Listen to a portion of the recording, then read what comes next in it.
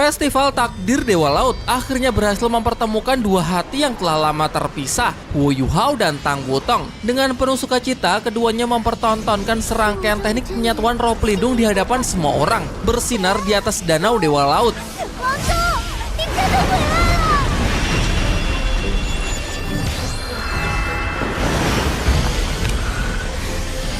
Sisi memberikan ucapan selamat karena mereka berdua telah menjadi pasangan kekasih Dewa Laut pertama yang lahir dari Festival Takdir Dewa Laut tahun ini. Di jajaran para petinggi akademi, pasangan Guru Zuoyi dan Guru Fan Yun nampak begitu kagum mengingat perjalanan kisah cinta dua anak ini yang penuh dengan lika-liku. Namun pada akhirnya bagaikan bunga mekar di balik kegelapan, menjadikan mereka sebagai pasangan yang memang ditakdirkan. Sementara itu, Dekan Yan Zhaoze jadi teringat dengan masa mudanya ketika melihat Yuhao dan Tang Wutong, di mana dahulu ia juga mengukir kisah cinta masa mudanya yang sangat indah di atas danau Dewa Laut bersama Dekan Chai Mei-er.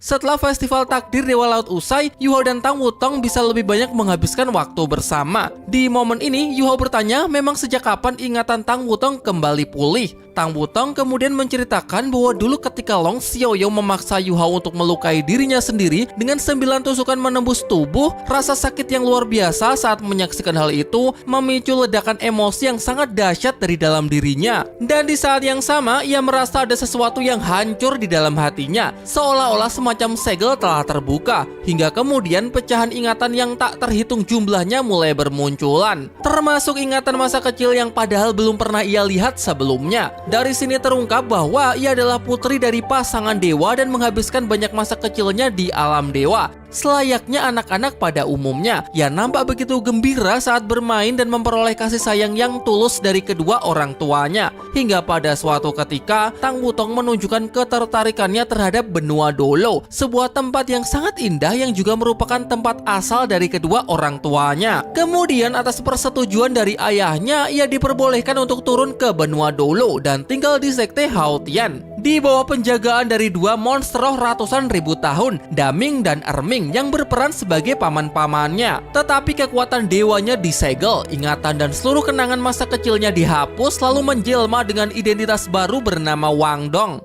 Perjalanan barunya pun dimulai ketika ia mendaftar ke Akademi Shrek sebagai murid laki-laki, dan disinilah untuk pertama kalinya ia bertemu dengan Wu Yuhao. Setelah melalui waktu yang cukup lama, ia akhirnya mengungkap identitas aslinya sebagai seorang perempuan. Namun tetap saja identitas ini masih bukanlah dirinya yang asli. Sampai kemudian terjadi sebuah insiden di lembah pengujian cinta semesta. Ia jatuh dan mengalami fase koma dalam waktu yang sangat lama. Ibunya memohon kepada ayahnya agar bersedia menyelamatkannya. Dan bersama dengan kesembuhannya, serpihan ingatan dan kenangan yang hilang perlahan mulai kembali. Dan puncaknya adalah ketika segel di dalam dirinya benar-benar hancur. Di titik inilah dan seterusnya ia sudah memahami dengan sempurna semua ingatan dan kenangan masa lalunya. Setelah mendengar penjelasan tersebut, Yuhao merasa sangat lega. Ia sama sekali tidak akan mempermasalahkan bagaimanakah latar belakangnya, karena yang terpenting mulai sekarang mereka harus selalu bersama dan berjanji bahwa mereka tidak akan berpisah lagi.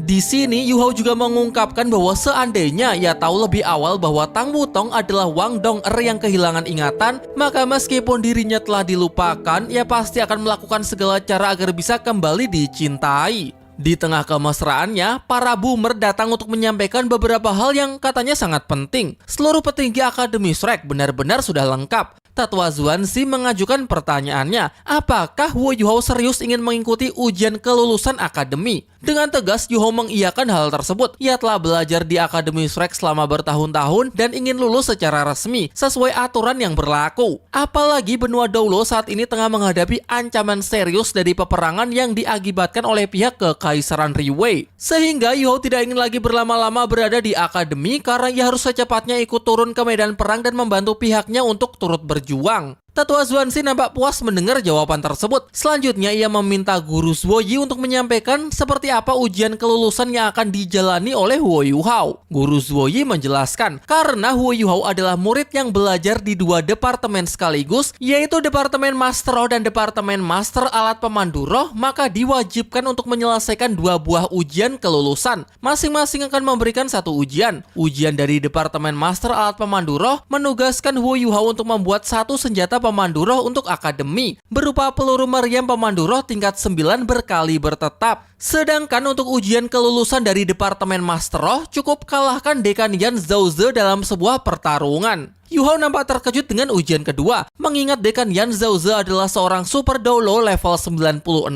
sehingga ia rasa hampir mustahil untuk bisa mengalahkannya dalam pertarungan langsung. Dekan Yan Zhaoze berpikir kalau Yu Hao ini terlalu merendah. Ia tahu meskipun bocah ini baru di level 80-an, kekuatan tempurnya sudah mampu melebihi seorang Feng Hou Doolo level 90-an. Tetapi untuk sedikit meringankan ujian ini, ia memperbolehkan Yu Hao bertarung bersama Tang Wutong. Sementara itu dari pihak Departemen Alat Pemandu Roh, Dekan Lin Ke juga ingin sedikit meringankan ujian Yu Hao, di mana saat membuat peluru pemandu roh tersebut, ia memperbolehkannya untuk mendapatkan bantuan dari Guru Ziwen. Tapi bukan cuma satu, melainkan 2 peluru sekaligus. Ya, meskipun Yu Hao sedikit merasa kalau ini adalah pemerasan, tetapi tidak ada pilihan lain selain mematuhi aturan tersebut. Tang Wutong pun juga memberikan dukungan penuh, karena jika mereka berjuang bersama, maka semua ujian pasti bisa terlewati dengan mudah. Guru Suo Yi kemudian lanjut menjelaskan bahwa nanti akan ada ujian ketiga untuk menguji kemampuan Yu Hao secara keseluruhan. Namun, pihak akademi baru akan menentukan seperti apa ujiannya setelah Yu Hao berhasil menyelesaikan 2 ujian sebelumnya. Setelah semua penjelasan selesai, Tetua Xuanzi menyarankan Yu Hao agar berlatih terlebih dahulu bersama Dekan Yan Zhaoze sebelum ujian yang sebenarnya dimulai. Tentunya ini akan sangat bagus untuk bisa melihat dan mempelajari kemampuan dari sang Doolo Phoenix Cahaya tersebut. Semua berkumpul di arena latih tanding Pavilion Dewa Laut untuk menyaksikan 2 murid jenius sparring melawan Dekan Yan Zhaoze. Bei sadar bahwa ini adalah salah satu upaya pihak akademi untuk lebih meningkatkan kemampuan Yu Hao dan Tang Wutong, membantu mereka berdua untuk bisa berkembang secepat mungkin dengan segala cara, terutama setelah menyaksikan teknik penyatuan roh pelindung mereka berdua kemarin malam di Danau Dewa Laut. Pertarungan pun dimulai. Yu Hao dan Tang Wutong menyerang secara bersamaan, namun masih belum terlalu ngegas di awal. Mungkin mereka masih ingin memahami terlebih dahulu seperti apa kemampuan Dekan Yan sembari mencari celah dan titik kelemahannya. Pertarungan menjadi semakin menantang ketika Dekan Yan melepaskan semacam domain ranah kesadaran Phoenix Cahaya. Tetua Xuanzi menjelaskan bahwa kemampuan ini mirip dengan dominasi langit yang dulu pernah diajarkan Tetua Muen kepada Yu Hao. Namun ranah kesadaran ini bukan sekedar dominasi langit semata. Di dalamnya terdapat pemahamannya sendiri, mampu menangkis serangan apapun, bahkan kekuatannya mampu meruntuhkan ruang di sekitarnya. 2 pasangan ini pun terlihat mulai kewalahan, sesuai dengan apa yang dikatakan oleh Dekan Lin Ke bahwa Yan Zhaoze selalu disebut sebagai sang jenius nomor 1 di era mereka. Setelah insiden serangan gelombang monster di kota Shrek, ia bahkan berhasil menembus level 96. Kembali ke arena, Yu Hao mencoba menahan serangan Dekan Yan menggunakan teknik telapak tangan Hao Dong. Namun terentah mengapa tiba-tiba ketiga teknik ciptaan Yu Hao tersebut tidak bisa lagi digunakan. Sebenarnya alasannya cukup masuk akal. Pada awalnya teknik Hao Dong, teknik Nian Dong, dan teknik Si Dong adalah teknik yang didasarkan oleh kerinduan mendalam Yu Hao terhadap Wang Dong. Jadi ketika sekarang kekasihnya sudah berada di sisinya, tidak ada lagi rasa rindu di dalam hatinya karena di sana telah terisi oleh kebahagiaan. Sehingga menjadi masuk akal mengapa ketiga teknik tersebut tidak bisa dipakai lagi. Ya mau bagaimana lagi, itu bukanlah sesuatu yang bisa disesalkan. Tang Wutong yakin bahwa kedepannya bersama-sama mereka pasti bisa menciptakan teknik-teknik yang jauh lebih hebat.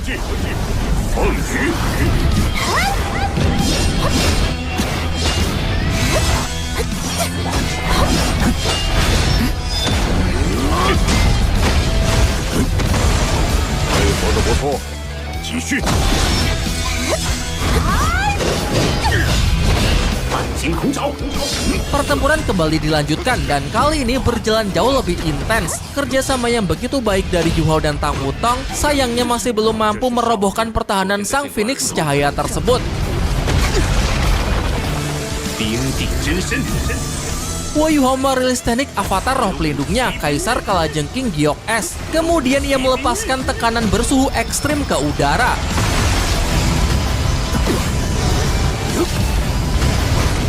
Akan tetapi bagi Dekan Yan, serangan tersebut masih belum cukup dingin untuk bisa menandingi kekuatan api dari Phoenix Cahaya yang mampu menelan segalanya. Dan hanya dalam sekejap sanggup membalikan tekanan ke arah Yu Hao. Apakah dua murid jenius kali ini benar-benar sudah mati langkah? Bahkan Dekan Chai Mei sudah cukup pesimis. Namun pertarungan masih belum berakhir. Wo Yu Hao kembali bangkit dengan pengendalian suhu yang kembali ditingkatkan. Aura dinginnya langsung memecah tekanan api Phoenix Cahaya milik Dekan Yan Zhouze, sekaligus mampu membekukannya.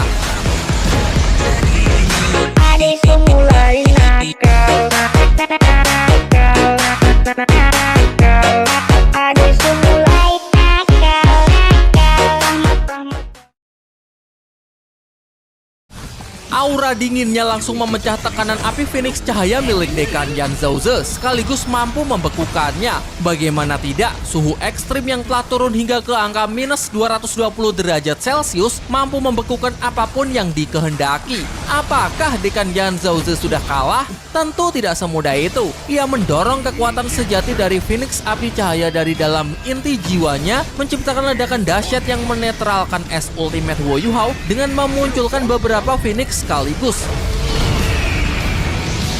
Dan ini mengakhiri pertarungan mereka pada hari ini. Ya, sekali lagi ini hanyalah latih tanding. Ujian yang sebenarnya pasti akan menjadi jauh lebih chaos. Wo Yu Hao kemudian penasaran dengan teknik roh terakhir yang dilepaskan oleh Dekan Yan Zhouze, menciptakan teknik rohnya sendiri untuk mendorong teknik roh dan kekuatan roh. Yu Hao memang cukup jeli dalam menganalisis kekuatan orang lain. Dekan Yan membenarkan dugaannya tersebut. Ini adalah teknik yang dulu ia peroleh dari hasil penelitiannya, menggunakan emosi sebagai inti untuk menyatu dan membangkitkan teknik roh ciptaannya sendiri. Jika Yu Hao bisa mempelajarinya, maka jelas itu bisa akan sangat berguna. Apalagi di era sekarang, alat pemandu roh berkembang semakin pesat, sehingga untuk bisa mengimbangi hal itu, mereka para master roh murni perlu menggali lebih banyak potensi di dalam diri agar tetap mampu bersaing. Dekan Yan Zhouze terlihat benar-benar takjub dengan kemampuan es ultimate Wo Yu Hao yang sudah berada di tingkat yang luar biasa. Bahkan kekuatannya sudah lebih dari cukup untuk bisa bertarung melawan seorang Feng Hou Dolo. Begitu pula dengan Tang Wutong. Gadis itu menyimpan kekuatan tersembunyi, khususnya pada kekuatan cahayanya yang tidak bisa dipandang remeh. Tetua Xuanxi sepakat dengan hal itu, apalagi kedua anak tersebut sebentar lagi akan benar-benar tumbuh dewasa. Tetapi yang menjadi pertanyaannya, apakah benua Douluo bisa menunggu mereka? Sementara itu, Yu Hao dan Tang Wutong berlatih bersama untuk mendalami pengetahuan yang mereka dapat dari Dekan Yan Zhouze melalui emosi yang sebenarnya merupakan bagian dari kekuatan roh seseorang, mampu menciptakan teknik roh yang baru. Meskipun belum bisa sepenuhnya dipahami, secara konsep Yu Hao sudah pernah mempraktekkannya saat ia menciptakan 3 jurus Hao Dong yang didasarkan pada kerinduan mendalamnya terhadap Wang Dong. Emosi yang begitu tegas nan dahsyat. Sekarang tanpa itu, ia ragu apakah dirinya bisa sekali lagi memadukan emosi ke dalam teknik roh baru ciptaannya sendiri. Di tengah keraguannya, Tang Wutong mengajak Yu Hao untuk merasakan sebuah emosi yang ia rasakan. Semua berawal dari pertemuan pertama mereka di Akademi Shrek. Dari sinilah kedekatan mereka mulai terbangun, bahkan hingga mampu menciptakan teknik penyatuan roh pelindung, sebuah teknik yang membutuhkan tingkat kecocokan yang sangat tinggi antar dua master roh. Berikutnya mereka terbang melintasi potongan demi potongan kenangan mereka di masa lalu. Ketika perasaan mulai ditumpahkan pada event festival takdir Dewa Laut yang pertama, keduanya pun saling jatuh cinta. Namun takdir seringkali memberikan cobaan untuk berusaha memisahkan mereka. Kemudian mereka juga melihat kilas balik momen pertemuan mereka setelah lama berpisah, ketika Wang Dong kehilangan ingatan dan menjelma menjadi Tang Wutong. Rintangan demi rintangan terus mereka hadapi, cinta terus diuji, dan dengan melewatinya membuat ikatan mereka berdua justru menjadi semakin kuat. Dan sekarang setelah menyaksikan semua itu, Tang Wutong akhirnya telah berhasil menyadarkan Yu Hao bahwa emosi yang sangat kuat ini bernama cinta, yang akan menjadi dasar yang sangat dahsyat untuk bisa melahirkan teknik baru ciptaannya sendiri. Gejolak dari perpaduan kekuatan mereka menembus alam dewa, sinyal yang kemudian langsung dirasakan oleh sesosok entitas dewa yang memang sudah sejak lama menanti kedatangan Wo Yu Hao. Ketika sedang menjalani kultivasinya dengan Tang Wutong, secara mengejutkan kesadaran Huo Yuhao ditarik ke alam lain, dimensi yang sepenuhnya berbeda dari benua Dolo yang ia kenal, nampak seperti kuil megah yang berdiri di atas awan. Yuhao kemudian mengingat bahwa tempat ini sepertinya tempat yang pernah ia datangi dulu saat ada suara misterius yang memandunya. Namun kala itu koneksinya tiba-tiba terputus akibat sisik terbalik di tian yang ia kenakan. Jadi entah bagaimana sekarang sisik tersebut tidak mampu lagi menghalanginya. Sin kemudian memperlihatkan ketika kekuatan yang ada di dalam sisik terbalik mencoba memblokir panggilan dari alam dewa. Tidak disangka ternyata kekuatan dewa yang sesungguhnya jauh lebih besar. Dengan mudahnya mampu menekan dan mengalahkan kekuatan sisik terbalik di Tian hanya dengan satu gerakan jari. Yuhao berjalan menyusuri jembatan kuil, berharap ia bisa menemukan jawaban atas segala pertanyaan yang ada di kepalanya. Tempat yang terlihat seperti alam surgawi, namun ia benar-benar tidak tahu sebenarnya sedang berada di mana. Karena saat membuka mata, ia langsung berada di sini tanpa ada proses perpindahan yang bisa ia ingat. Di tengah kebingungannya, dua ekor ikan tiba-tiba muncul untuk memandunya pergi ke suatu tempat di ujung jembatan. Diperlihatkan dua orang pria sedang sibuk bermain permainan papan wishi, semacam permainan caturnya orang Cina.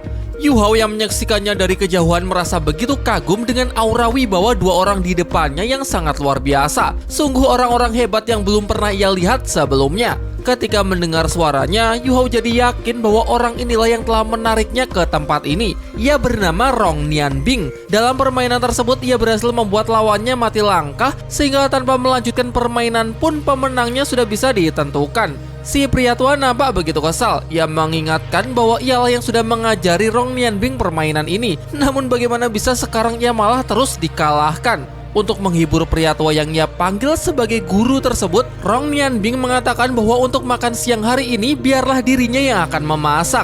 Dan tentu saja sedari tadi ia juga sudah menyadari kehadiran Huo Yuhao. Jadi ia pun ingin memerintahkan anak ini untuk ikut bersamanya dalam menyiapkan makan siang mereka.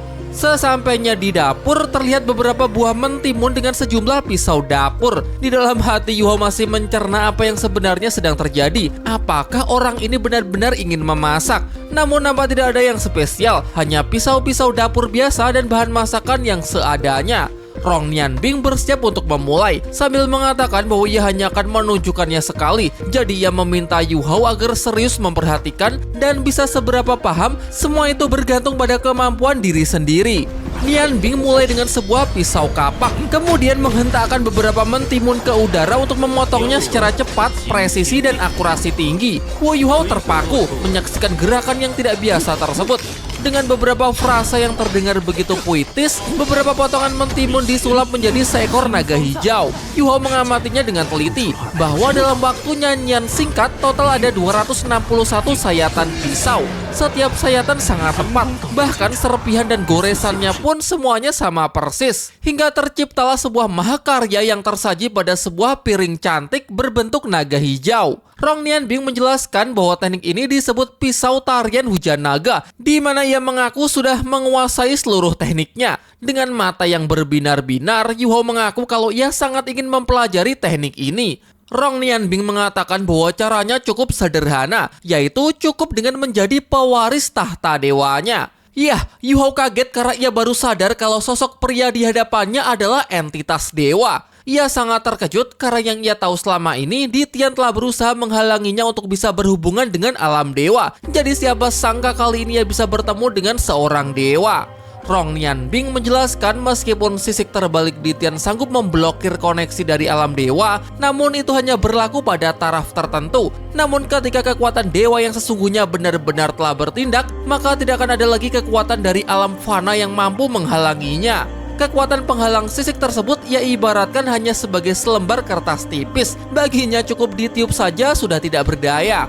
Dengan rasa keingintahuannya, Yuhao mengatakan bahwa ia cuma tahu kalau eksistensi dewa memang nyata. Namun pemahamannya terhadap dewa sangatlah terbatas, sehingga ia meminta Rong Nianbing untuk memberinya pencerahan. Rong Nianbing menjelaskan bahwa yang disebut dewa adalah beberapa orang yang berhasil mencapai tingkat kultivasi sampai semurni unsur-unsur langit dan bumi. Selain itu ditambah dengan pemahaman yang mendalam terhadap jalan keagungan dari langit dan bumi, hingga pada akhirnya mendapat pengakuan dari alam dewa dan mempunyai satu tahta dewa. Ia juga menjelaskan bahwa wilayah alam dewa cukup terbatas, sehingga jumlah manusia yang bisa ditampung juga terbatas. Jadi ketika seseorang datang ke alam dewa, haruslah mempunyai tahtanya tersendiri. Dan itulah yang disebut sebagai tahta dewa.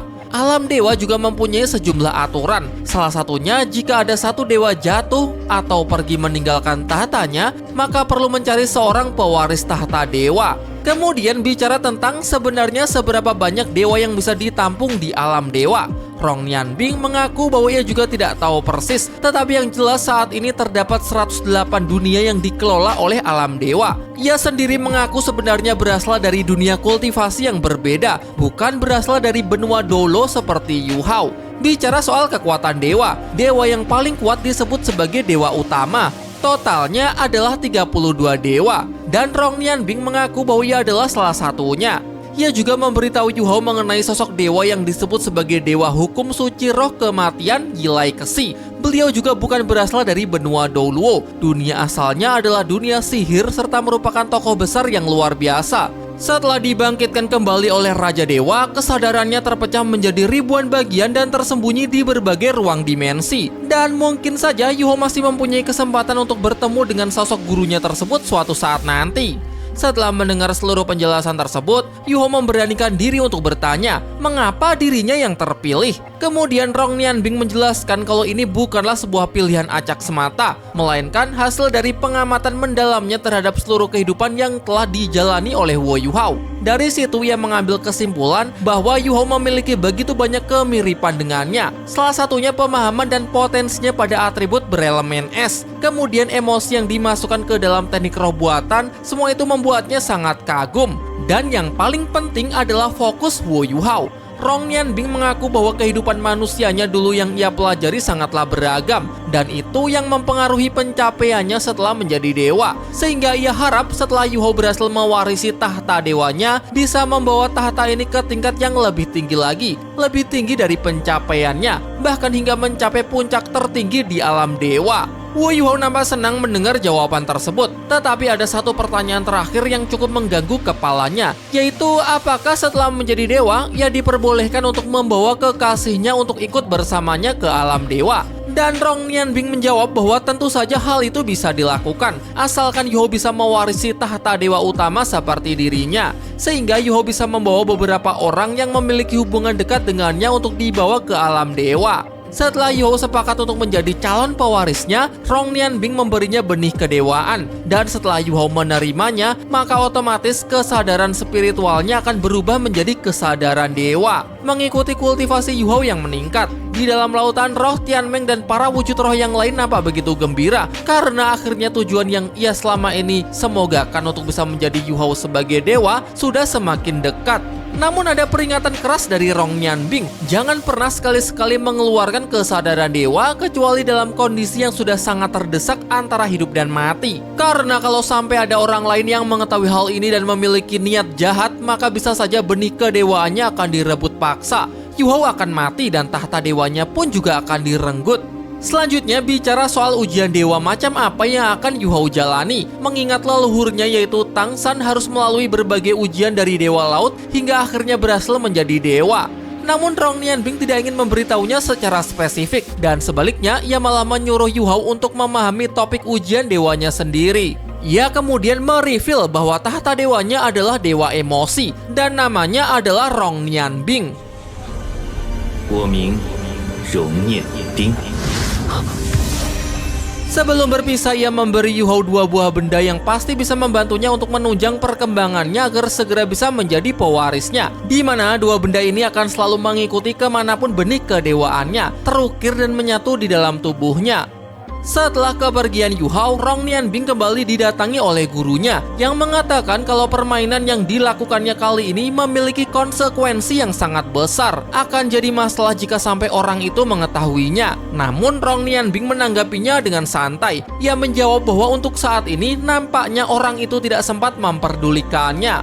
Siapa yang dimaksud dengan orang itu? Ini akan aku bahas di akhir nanti ya. Jadi sabar. Sekarang kembali ke cerita. Jiwa Yu Hao telah kembali ke tubuhnya yang sedang berkultivasi bersama Tang Wutong. Ia lalu mempertanyakan kewarasannya. Apakah peristiwa yang baru saja ia alami benar-benar nyata atau sekedar halusinasi belaka? Soal tahta dewa dan dewa emosi. Bahkan sisik terbalik Di Tian pun sampai tidak bereaksi sama sekali.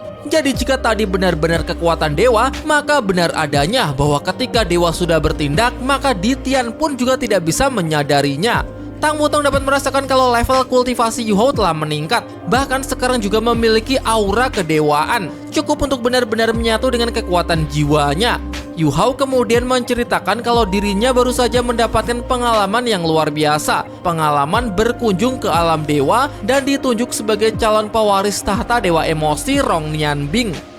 Singkat cerita, mereka berdua kembali ke Sekte Tang dan langsung mendapatkan sambutan hangat dari teman-temannya. Di sana juga ada Tang Ya, yang meskipun sudah sadar dan sudah mengaku sudah lumayan baikan setelah mendapatkan perawatan dari Yu Hao, namun kondisinya nampak masih sangat lemah. Untuk menghibur suasana, Tang Ya meminta Yu Hao untuk memasakkannya ikan bakar. Yah, scene flashback memperlihatkan Tang Ya yang memberikan lapak jualan ikan bakarnya kepada Yu Hao dulu saat awal-awal masuk Akademi Shrek. Mereka pun langsung menuju ke pasar untuk menyewa lapak seorang pedagang ikan bakar selama setengah hari. Dan disinilah Yu Hao bisa memasakkan ikan bakar favoritnya untuk senior Tang Ya. Bau harum menyebar dan langsung mengundang banyak pelanggan. Namun ikan bakar Yu Hao tidak untuk dijual, melainkan hanya untuk dihidangkan kepada senior Tang Ya dan teman-temannya. Dan tentu saja ketika Yu Hao pergi, lapak kembali menjadi sepi. Semuanya pun menikmati ikan bakar lezat tersebut dengan penuh riang gembira. Terlebih lagi, kini seluruh anggota inti Sekte Tang akhirnya telah berkumpul lagi. Akan tetapi semuanya menjadi sedih saat melihat Tang Ya yang kembali jatuh pingsan. Yah, fakta yang sangat pahit bahwa sebenarnya semakin hari Tang Ya bukan semakin membaik, namun justru usianya akan semakin terkikis disertai tubuh yang kian melemah. Jadi untuk membantu memperbaiki kondisinya, Yu Hao harus segera menyelesaikan tungku pemandu roh tingkat 9-nya. Maka dari itu ia segera menemui Guru Ziwen untuk menanyakan bagaimana rancangan yang telah mereka buat. Namun Guru Ziwen malah menyerahkan tugas untuk membuat tungku pemandu roh tingkat 9 kepada Yu Hao. Yu Hao nampak keberatan karena baru saja ia menjadi master pemandu roh tingkat 8, sehingga bagaimana mungkin ia bisa membuat alat pemandu roh tingkat 9. Tetapi Guru Ziwen percaya bahwa Yu Hao pasti bisa melakukannya. Tungku ini berisi lebih dari 30 formasi inti. Semua harus dipelajari dari alat pemandu roh tingkat 8. Untuk bahan-bahannya sendiri sudah ia siapkan. Jadi untuk selanjutnya ia akan menyerahkan tugas ini semua kepada Yu Hao. Logam langka esensi iblis merah yang beratnya lebih dari 5 ton. Cukup untuk membuat beberapa alat pemandu roh beratribut api tingkat tinggi. Begitu berharga, bahkan satu serpihan kecil saja tidak boleh sampai terbuang sia-sia. Langkah pertama untuk membuat tungku pemandu roh tingkat 9 ini adalah pembuatan cangkang luar yang akan menjadi masalah sulit. Desainnya harus dibuat sangat tahan suhu dan tekanan tinggi. Maka dari itu dibutuhkan logam langka jenis ini yang bahkan api ekstrim pun tidak akan bisa melelehkannya. Pisau ukir yang digunakan haruslah pisau khusus. Yu Hao pikir ia harus meminjam pisau ukir naga hitam kegelapan milik senior Cai Tao, baru bisa mengukirnya sedikit demi sedikit. Namun tiba-tiba suara dewa emosi masuk ke dalam kepalanya untuk menawarkan solusi yang jauh lebih mudah. Ia mengingatkan bahwa dua benda pemberiannya pasti membantu dalam perkembangan Huo Yu Hao menjadi lebih lancar. Terdiri dari 2 bola, 1 bola biru dan 1 bola hitam. Muncul sebuah pisau ukir yang bisa Yu Hao gunakan untuk mengukir formasi inti dari logam langka tersebut, bernama pisau dewa pengukir iblis. Rong Nianbing juga telah mendemonstrasikan bagaimana cara menggunakannya, teknik pisau tarian hujan naga.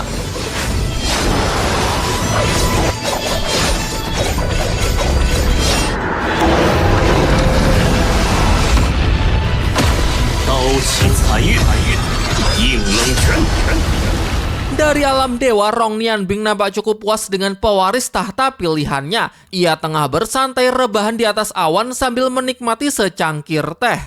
Di Sekte Tang, Guru Ziwen meninggalkan Yu Hao di ruangannya agar anak itu fokus untuk menciptakan tungku pemandu roh tingkat 9. Ia kemudian berkunjung ke ruang kerja Cai Tao dan mendapatinya sedang bekerja keras dalam merancang sebuah alat pemandu roh. Guru Ziwen datang untuk melihatnya dan dalam hati berkata bahwa dalam bidang master pemandu roh di Sekte Tang selain Huo Yu Hao, Cai Tao lah yang paling berbakat. Potensi di masa depan benar-benar luar biasa. Namun ia sedikit menyayangkan karena Yu Hao tidak mau mencurahkan seluruh waktunya untuk meneliti alat pemandu roh seperti Cai Tao. Ya karena Yu Hao memang mempunyai fokus lain. Terlebih lagi selain dirinya dan Sekte Tang, juga ada pihak Akademi Shrek. Masih banyak orang lain yang menaruh harapan besar di pundaknya.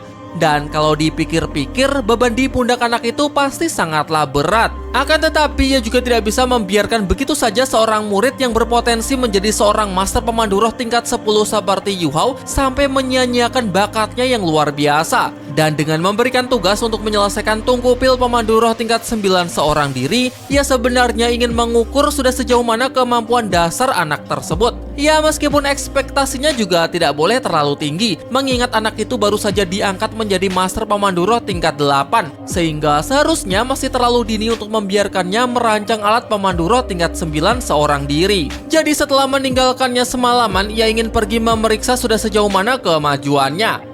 Sementara itu, Wu Yuhao berencana menggunakan logam langka di hadapannya untuk membuktikan keajaiban dari pisau Dewa Pengukir Iblis melalui teknik bernama teknik pisau tarian hujan naga, yang merupakan teknik pisau ukir tingkat atas di dunia masa lalu Rong Nianbing. Kemudian setelah naik menjadi dewa, di waktu luangnya ia meneliti sekaligus menyampurnakannya. Seperti kata pepatah, pahami satu metode dasar berarti memahami segalanya. Dan sekarang sebagai calon pewarisnya, ia ingin menghadiahkannya kepada Wu Yuhao dan memintanya untuk benar-benar menghayatinya agar dapat merasakan keajaiban yang ada di dalamnya. Karena dengan menggunakan pisau Dewa Pengukir Iblis untuk melakukan teknik pisau tarian hujan naga, maka sama dengan mempunyai kemampuan yang melampaui pemahaman manusia. Berkat bimbingan dari sang dewa emosi, Wu Yuhao berhasil menguraikan bongkahan batu langka yang akan menjadi cikal bakal bahan utama dalam pembuatan tungkupil pemandu roh tingkat 9-nya.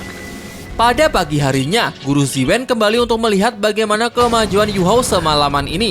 Awalnya ia tidak mempunyai ekspektasi apapun karena anak itu masih berada di tingkat 8. Namun setelah melihatnya secara langsung, ia benar-benar terkejut bagaimana hanya dalam waktu satu malam Yu Hao bisa menyelesaikan cangkang luarnya dengan begitu sempurna, sesuatu yang seharusnya berada di luar kemampuannya. Master pemandu roh yang bisa mengukir logam langka emas iblis merah, bahkan di jajaran master pemandu roh terbaik di Kekaisaran Riwei sekalipun hanya ada segelintir orang yang bisa melakukannya. Selain cangkang luar, dua formasi inti pun juga telah berhasil diselesaikan. Hal ini membuatnya berpikir apakah jangan-jangan Yu Hao bukan lagi Master Roh 8 cincin, melainkan sudah menjadi seorang Feng Hou Dolo 9 cincin. Cai Tao kemudian datang untuk juga mengagumi kemampuan dari adik seperguruannya tersebut. Yu Hao yang sempat tertidur akibat kelelahan lalu bangun untuk meminta pendapat gurunya mengenai hasil dari pekerjaannya. Dan tentu saja hasil ini jauh melebihi ekspektasi Guru Ziwen yang merasa penasaran bagaimana Yu Hao bisa melakukannya. Jadi dalam proses mengukir formasi inti yang ketiga, ia ingin menyaksikannya dengan mata kepalanya sendiri.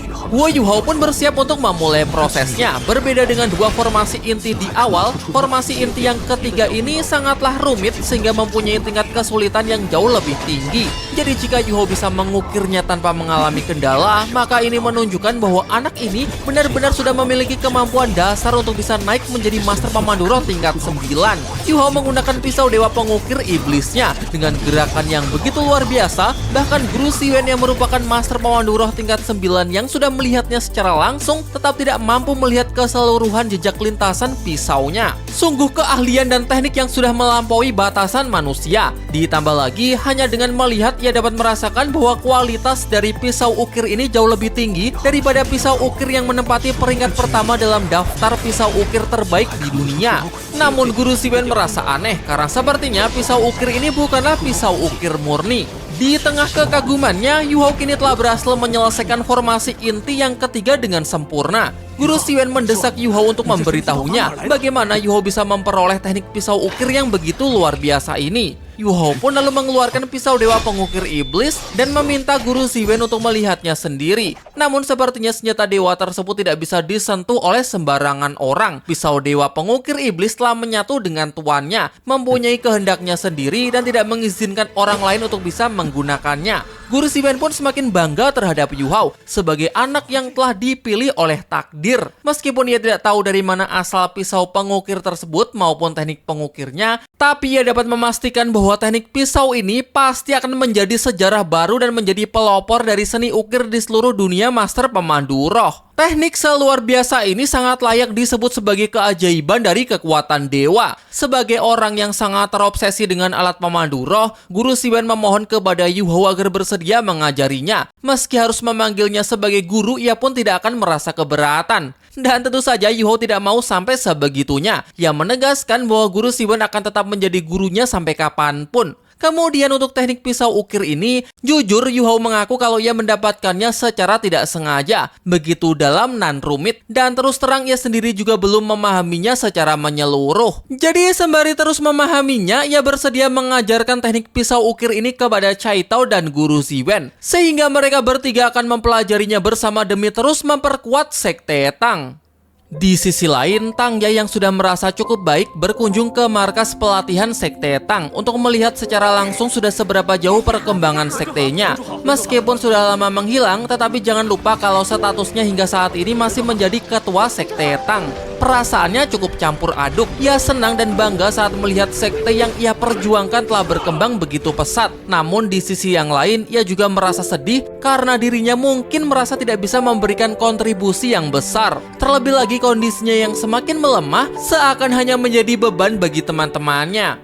Dia juga mendatangi ruang kerja Huo Yuhao di mana anak itu tengah mengajari Cai Tao teknik ukiran yang baru saja ia dapat. Meskipun beberapa kali percobaan di awal mengalami kegagalan, Yu Hao tetap memberinya semangat untuk terus mencobanya lagi. Mereka kemudian menyambut kedatangan Tang Ya yang sepertinya sudah jauh lebih baik dari sebelumnya. Tang Ya pun membenarkan hal itu, ditambah lagi seluruh ingatannya sekarang juga sudah kembali. Di sini ia mengaku hanya ingin melihat-lihat dan tidak ada maksud untuk mengganggu kesibukan mereka. Jadi setelah puas ia pun langsung berpamitan pergi meninggalkan mereka. Hingga pada sore harinya, Tang Ya tersenyum bangga di depan Sekte Tang sambil mengenang pertemuan pertamanya dengan Huo Yuhao. Saat itu ia mencoba merekrutnya agar mau bergabung dengan Sekte Tang yang kala itu masih sangat terpuruk. Meski begitu, ia menjelaskan bahwa dahulu Sekte Tangnya adalah sekte nomor 1 di seluruh benua Douluo. Selama mereka mau berjuang, berkultivasi dengan giat dan terus meningkatkan kemampuan, maka pasti suatu hari nanti mereka bisa merebut kembali markas dan warisan Sekte Tang, membawanya kembali ke masa kejayaannya. Setelah itu, Baby menemani Tang Ya untuk menyaksikan indahnya pemandangan matahari terbenam, lalu menanyakan bagaimana perasaannya hari ini. Tang Ya menjawab, "Ya begitu-begitu aja, tidak baik namun juga tidak terlalu buruk. Rasanya seperti kekuatan hidupnya terus mengalir keluar melalui sebuah corong." Yah, seperti apa yang pernah dijelaskan oleh Yu Hao bahwa Tang Ya hanya bisa bertahan selama 1 tahun sebelum kekuatan hidupnya terkuras habis. Dan sekarang hanya tersisa beberapa bulan saja. Meskipun pihak mereka telah menyebarkan sayembara dengan imbalan besar kepada siapa saja yang berhasil menemukan Kaisar Biru Perak, namun sampai saat ini masih belum juga ada kabar. Jadi daripada terus menunggu tanpa kejelasan, dalam beberapa bulan ke depan, Baby berencana pergi untuk mencarinya sendiri. Namun Tang Ya justru melarangnya. Ia tahu kalau pencarian Kaisar Rumput Biru Perak sangatlah sulit. Mungkin hampir mustahil mereka bisa menemukannya tepat waktu. Sehingga daripada Baby pergi mencarinya, lebih baik menggunakan beberapa bulan yang tersisa untuk terus menemaninya dan selalu berada di sisinya. Serta bersama-sama mendedikasikan seluruh sisa hidupnya untuk Sekte Tang. Karena bagi Tang Ya, hanya dengan melihat perkembangan Sekte Tang saat ini, sudah benar-benar bisa membuatnya sangat bahagia. Rasanya seperti mimpi. Tentu saja, semua ini berkat kerja keras Baby dan seluruh teman-temannya. Jujur, sebenarnya ia sungguh berharap dirinya masih memiliki banyak waktu untuk mencurahkan seluruh tenaga dan pikirannya demi Sekte Tang. Sebelum bisa menyelesaikan kalimatnya, tiba-tiba Tang Ya kembali jatuh pingsan, yang seketika langsung membuat Baby panik. Huo Yuhao kemudian datang untuk memeriksa kondisinya. Hasilnya begitu buruk. Kondisi fisiknya sangatlah lemah, detak jantungnya juga melambat drastis. Kalau terus dibiarkan seperti ini, khawatir senior Tang Ya tidak akan bisa bertahan lebih lama lagi. Apalagi pihak Akademi Strike juga masih belum menerima kabar tentang keberadaan Kaisar Rumput Biru Perak. Menanggapi hal itu, Baby berencana pergi sekarang juga untuk mencarinya sendiri di seluruh wilayah hutan pertarungan bintang. Ia rela mempertaruhkan segalanya demi bisa menemukan Kaisar Rumput Biru Perak tersebut. Yu Hao meminta senior Baby agar tidak terlalu panik, karena meskipun kondisi kesehatan senior Tang Ya semakin memburuk, tetapi sejauh ini masih belum mengancam nyawanya. Beliau hanya jatuh pingsan karena tubuh fisiknya yang terlalu lemah. Ini hanya semacam mekanisme perlindungan tubuh untuk menghemat energi dan mencegah sisa kekuatan hidupnya terus mengalir keluar. Susansi kemudian bertanya, lantas bagaimana cara mereka bisa memulihkannya, mengingat mereka tidak punya banyak waktu lagi untuk menunggu sampai ditemukannya Kaisar Rumput Biru Perak. Wu Yuhao lalu menjelaskan kalau dulu mungkin jalan buntu, tapi nanti setelah berhasil menyelesaikan tungku pil tingkat 9-nya, ia yakin bahwa ini akan menjadi solusi yang baru untuk bisa memperpanjang waktu senior Tang Ya. Maka dari itu, dengan bantuan dari guru Siwen dan senior Cai Tao, Yuhao mulai mempercepat proses pembuatan benda tersebut. Bekerja tanpa henti siang dan malam, bersama-sama menyatukan tenaga dan pikirannya, hingga pada akhirnya terciptalah tungku pil pemandu roh tingkat 9-nya. Beberapa bahan obat dimasukkan untuk mulai mengujinya. Namun tentu tidak akan semudah itu. Di percobaan awal mereka lagi-lagi mengalami kegagalan. Kadang khasiat atau efek obatnya terlalu lemah, namun kadang juga terlalu kuat. Hingga esensi energi langit dan bumi yang dilepaskan melebihi daya tahan tungku pil tersebut. Tetapi mereka benar-benar pantang menyerah. Berhari-hari mereka habiskan untuk terus-terusan bereksperimen. Sampai pada akhirnya usaha memang tidak akan pernah mengkhianati hasil. Perjuangan mereka kini membuahkan hasil yang sangat memuaskan. Mengubah takdir dengan kekuatan langit dan bumi. Terciptalah 7 buah pil yang disebut sebagai pil penciptaan semesta. 1 butir pil dipersembahkan kepada senior Tang Ya. Namun karena efeknya terlalu kuat, pil ini tidak bisa langsung dikonsumsi. Sehingga ia meminta Bei Bei agar cukup membiarkan senior Tang Ya untuk menghirupnya saja selama 3 hari berturut-turut. Baru setelah tubuhnya berhasil beradaptasi dan sedikit pulih, bagi 1 butir pil ini menjadi 7 bagian. Kemudian setiap 10 hari sekali, larutkan 1 bagian dengan air lalu berikan kepada senior Tang Ya untuk diminum. Jika sesuai prediksinya, khasiat dari pil penciptaan semesta ini akan sanggup memberikan tambahan waktu selama 3 tahun. Sehingga dengan begitu, mereka bisa menunggu dengan tenang sampai Kaisar Rumput Biru Perak benar-benar diketemukan. Bei Bei sangat berterima kasih kepada Yuhao yang telah begitu banyak membantu. Entah dengan cara apa ia bisa membalas budi baiknya. Namun tentu saja Yuhao merasa bahwa ini sudah menjadi bagian dari kewajibannya, jadi tidak perlu kata terima kasih. Kemudian membahas mengenai pil penciptaan semesta yang berhasil ia buat total ada 7 butir. 1 butir sudah diberikan kepada senior Tang Ya. 1 butir lagi akan ia berikan kepada tetua Xuanzi agar ketua pavilion Dewa Laut tersebut bisa segera menerobos hambatan menuju limit Douluo level 99. Kemudian ambil 1 butir lagi yang akan ia larutkan ke dalam air untuk diminum seluruh anggota inti Sekte Tang. Selanjutnya tinggal tersisa 4 butir pil yang akan disimpan untuk nanti diberikan kepada siapa saja dari mereka yang bisa mencapai hambatan dan menerobos lebih dulu, maka orang tersebut berhak meminumnya. Setelah semuanya sepakat, 1 butir pil dilarutkan ke dalam air dan bersama-sama seluruh anggota inti Sekte Tang bersulam untuk meminumnya. Di sisi lain, jauh di markas Kekaisaran Riwei, diperlihatkan permaisuri Jusi yang mendapatkan laporan dari bawahannya bahwa saat ini pihak Kekaisaran Xingluo tengah memperkuat garis pertahanan perbatasannya yang dipimpin langsung oleh Jenderal Harimau Putih Dai Hao. Adapun wilayah bekas Kekaisaran Tianhun yang kini telah diduduki oleh pihak Kekaisaran Riwei, pihak pasukan mereka telah sepenuhnya berhasil menumpas para pemberontak. Jusi nampak tersenyum puas dengan hasil laporan tersebut sambil mengelus lembut perutnya yang kini tengah mengandung. Untuk merayakannya, ia menuangkan segelas anggur meskipun salah seorang pelayan istana sudah mencoba melarang karena dikhawatirkan bisa mengganggu kesehatan kandungannya. Terungkap bahwa sudah setengah tahun atau sekitar 6 bulan berlalu semenjak insiden di ujung utara ekstrim. Momen tersebut juga sekaligus menjadi pertemuan terakhirnya dengan Wu Yuhao. Di dalam hati ia merasa penasaran bagaimanakah kabar Yuhao.